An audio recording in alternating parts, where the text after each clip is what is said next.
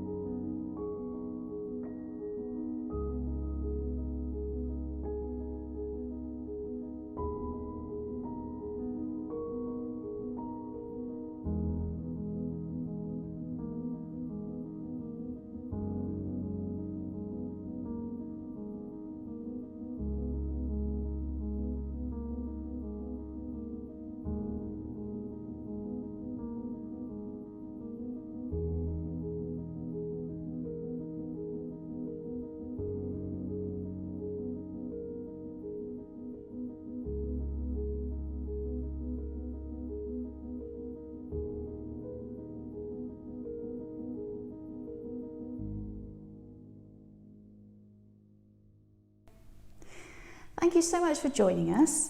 I hope you've enjoyed our arrangement of red roses celebrating the month of June and our garden roses. Red roses epitomise love, so an arrangement like this is suitable for Valentine's Day, for a will you marry me, or a wedding, anything really that's a romantic occasion. 40th wedding anniversary would be a perfect way to display these fantastic roses.